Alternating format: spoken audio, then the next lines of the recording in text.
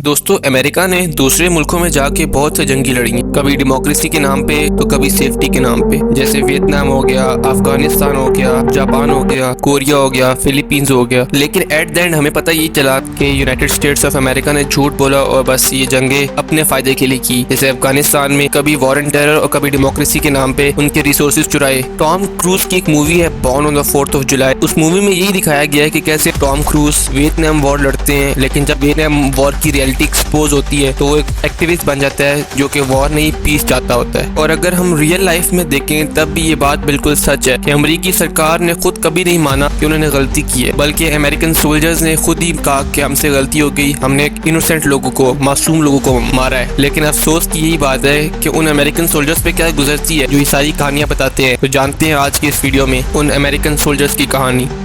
दोस्तों, अगर हम किसी चीज़ के बारे में ज़्यादा सोचें या कोई खौफनाक या भयानक चीज़ को विटनेस करें तो हमें उसके बारे में ख्वाब आना शुरू हो जाते हैं और हमारी मेंटल कंडीशंस काफ़ी अनस्टेबल हो जाती है, जिसको PTSD कहा जाता है, पोस्ट ट्रॉमेटिक स्ट्रेस ऑर्डर। और एक स्टडी के मुताबिक ये ज़्यादातर सोल्जर्स या फिर वेटरन्स में ही पाई जाती है, क्योंकि वो लोग जंगे लड़ते हैं, वो ऐसी सिचुएशंस देखते हैं जो कि हम नॉर्मल लाइफ में सिविलियंस इमेजिन भी नहीं कर सकते। और जब वो लाइफ लेकर वो सिविलियन लाइफ यानी नॉर्मल लाइफ में आते हैं तो उनसे वो इन्वायरमेंट हैंडल नहीं होता और वो उसी के बारे में सोचते हैं और को PTSD हो जाता है। इसी तरह की एक स्टोरी है स्टाफ सार्जेंट डेविड बेलिविया की, जिन्होंने 2001 में US आर्मी ज्वाइन की थी और फिर 2004 में जो अमेरिका ने इराक में वॉर लड़ी उसमें भी ये थे। वो बताते हैं कि एक बार वो कुछ अपने फेलो सोल्जर्स के साथ इराक में फलूजा नाम की जगह पे बैठे हुए थे कि अचानक टेररिस्ट ने उनके ऊपर अटैक कर दिया और उनके काफी टीममेट्स को खत्म भी कर दिया। लेकिन ये लकीली एक बिल्डिंग में भाग के छुप जाते हैं और वहाँ पे उनसे लड़ते हैं और फिर वो एक डार्क रूम में जाते हैं और वहाँ पे भी कुछ टेररिस्ट होते हैं जिनकी इनके साथ हैंड टू हैंड लड़ाई हुई थी, यानी उनको वो नाइफ से खत्म करते हैं। और डेविड कहते हैं कि उन्होंने वहाँ पे कुछ ऐसी चीजें देखी जो कि वो इमेजिन भी नहीं कर सकते थे। और जब वो इराक वॉर से वापस अपनी सिविलियन लाइफ में आए तो वो कहते हैं मुझे रात रात नींद नहीं आती थी और भयानक ख्वाब आते थे और मैं जब भी कोई ऐसी चीज देखता था जो कि मैंने इराक में देखी थी तो मुझे वो सारा वाकया वापस याद आता था, जो कि काफी टेंस और मुश्किल वक्त था। वो कहते हैं कि फिर मैंने सोचा कि क्यों ना मैं ये बात सबको बताऊं और फिर इस तरह बाकी स्टोरीज भी पता चली कि कैसे सोल्जर्स PTSD का शिकार हो जाते हैं। और फिर 2019 में डोनाल्ड ट्रंप, जो कि अमेरिका के फॉर्मर प्रेसिडेंट हैं, उन्होंने इनको एक मेडल ऑफ ऑनर भी दिया।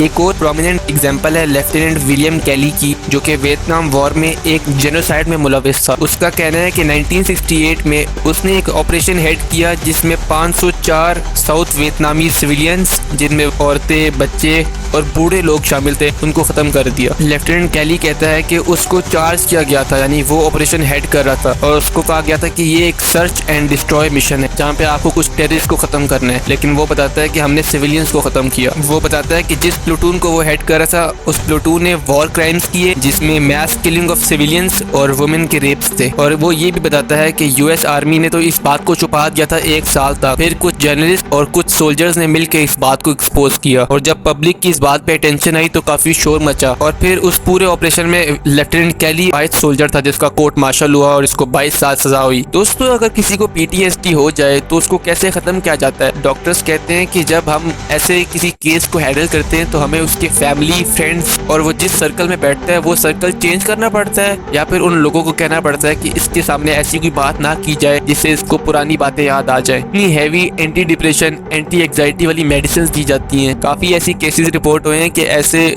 जो वेटरन सोल्जर्स हैं उन्होंने अपनी जान लेने की कोशिश की, क्योंकि ये प्रोसीजर काफी लंबा होता है। ये नहीं कि सिर्फ 2 हफ्ते 3 हफ्ते में इंसान ठीक हो जाता है, नहीं, इसमें सालों लग जाते हैं। तो दोस्तों, मैं आपको रेकमेंड करूंगा, अगर आपने टॉम क्रूज की वो वाली मूवी नहीं देखी born on the 4th of July, वो मूवी आप जरूर देखें। It's a fantastic movie. आपको समझ आएगी कि अमेरिकन फोर्सेस ने किया क्या है और PTSD होता क्या है।